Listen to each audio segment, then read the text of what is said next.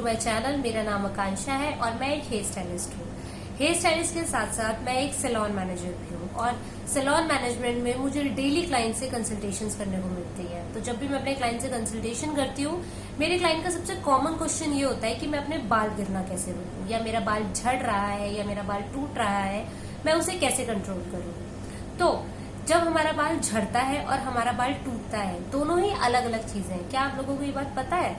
तो आज इसी बारे में हम बात करने आए हैं about hair fall and about hair breakage. What is the difference between hair fall and hair breakage.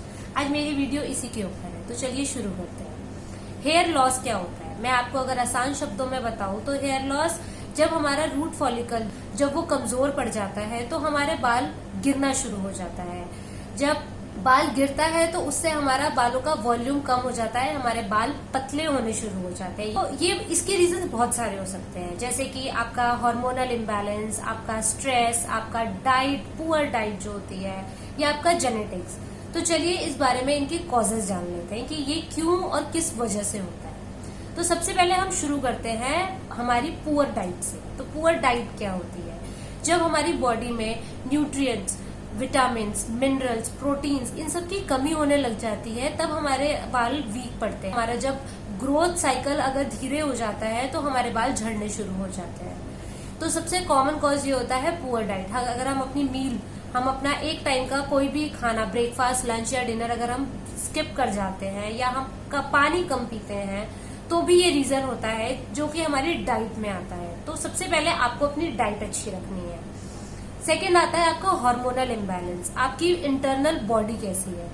आपको थायराइड तो नहीं है, या आपको पीसीओडी हो, या फिर आपका ब्लड प्रेशर हाई लो हो, या आपका प्रेगनेंसी टाइम हो, बेबी के बर्थ के बाद का टाइम हो, इन सब चीजों की वजह से भी हमारा हेयर लॉस होता है, हमारा बाल गिरता है। बाल जो जड़ से गिरता है, मैं आपको रिपीट करती हूँ, बाल जो जड़ से गिरता है वो बाल हमारा होता है हेयर लॉस। और जो जड़ से ना गिर के आपके किसी भी, जैसे मैं आपको दिखाऊं, अगर आपका ये कोई भी लेंथ है, अगर आपका जड़ से ना होके अगर यहाँ से कहीं से भी अगर आपका बाल टूटता है, बीच के बालों में से अगर आपका बाल टूटता है, तो वो आपका हेयर ब्रेकेज में आता है, वो आपका हेयर लॉस नहीं होता। और दोनों की वजह भी अलग अलग होती है।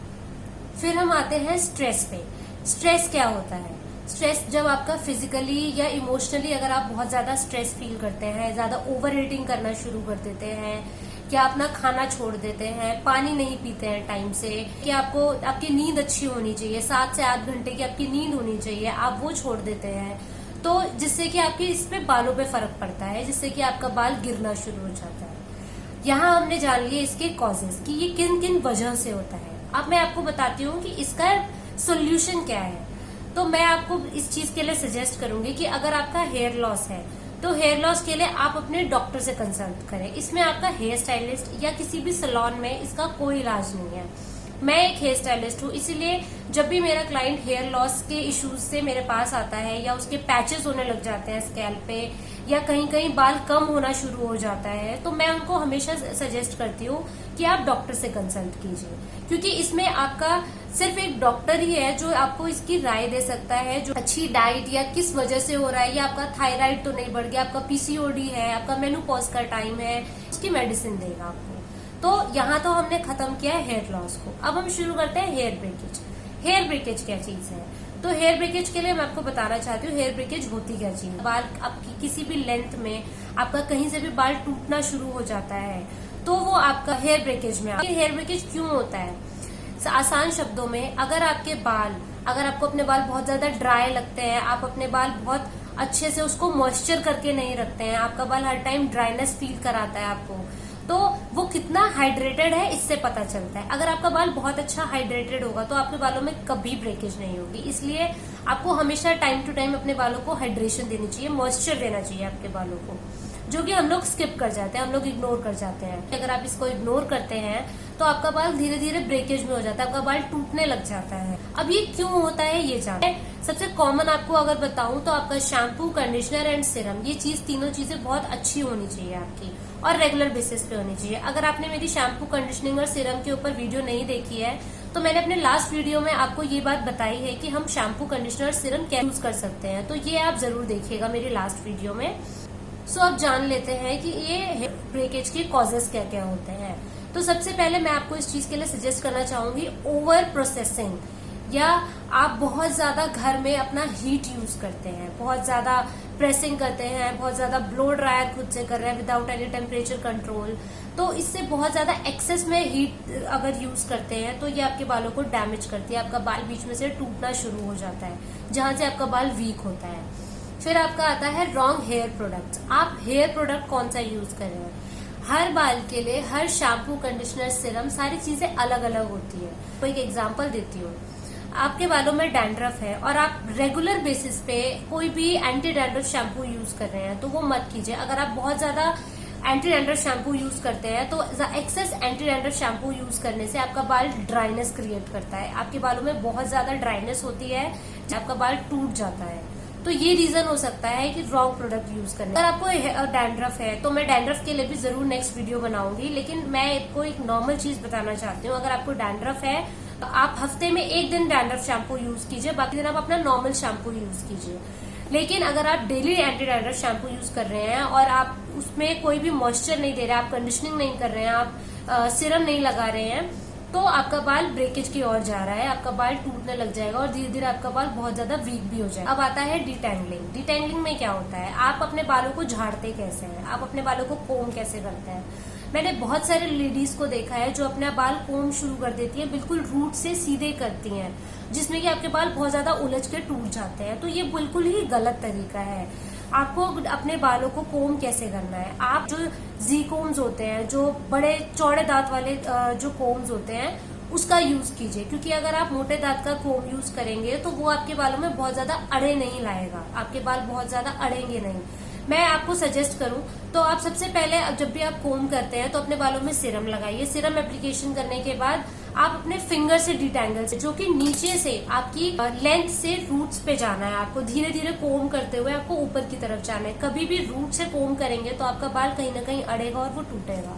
तो कितनी लेडीज ये भी बहुत गलत करती हैं। उसके बाद आता है आपका रेगुलर हेयर कट। क्या आप time to time hair cut लेते हैं? अगर आप time to time hair cut नहीं लेते हैं तो आपका बाल स्प्लिटन की ओर चला जाता है, आपके बालों में एंड्स ड्राई हो जाती हैं। जब बाल आपका टूटता है तो आपके बालों में नीचे बहुत ड्राइनेस होती है, ड्राइनेस की वजह से उसमें स्प्लिटेंस हो जाते हैं। मैं आपको एक कॉमन चीज बताती हूँ जो शायद मेरे हिसाब से लेडीज बहुत ज्यादा करती हैं। जब भी लेडीज नहा के आती हैं वो अपने बालों को टॉवल से रैप करती हैं। आपको ये नहीं करना है।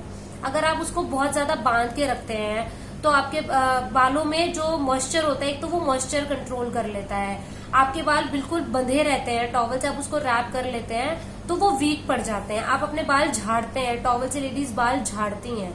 अगर आप ये चीज करते हैं तो उससे आपका स्प्लिटिंग शुरू हो जाता है। अगर आप सीरम लगाते हैं डेली टू डेली और आप बार बार अपने बालों को इस तरीके से झाड़ते हैं या इस तरीके से कोम करते हैं, आपका ऑयलिंग करने का या आपका सीरम लगाने का कोई फायदा नहीं है।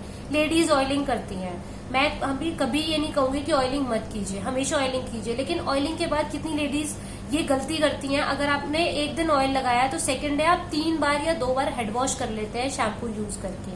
आपने उसको एक्स्ट्रा ड्राई कर दिया, जितना आपने मॉइस्चर डाला उतना आपने उसको एक्स्ट्रा ड्राई कर दिया। तो ये लेडीज बहुत सारी गलतियां करती हैं जिससे कि एक्स्ट्रा ड्राइनेस क्रिएट हो जाती है। जब आपका ड्राइनेस बालों में ज्यादा होगी तो आपका हेयर ब्रेकेज शुरू हो जाएगा। इसके लिए आप ऑयलिंग कीजिए, कंडीशनिंग कीजिए अपने बालों में, अपने बालों को मॉइस्चर रखिए।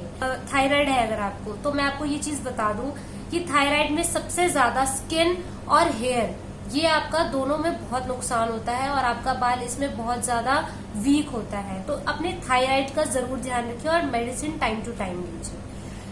आज हमने बात की हेयर लॉस और हेयर ब्रेकेज की। हेयर लॉस में आपका बाल जड़ से गिरता है और हेयर ब्रेकेज में आपका बाल टूट के गिरता है। आपका बाल जड़ से नहीं, वो कहीं से भी टूट सकता है, किसी भी लेंथ से टूट सकता है। तो आज की आपको वीडियो कैसी लगी प्लीज मुझे कमेंट बॉक्स में जरूर बताइए। So like my channel, subscribe my channel and must share. Thank you so much.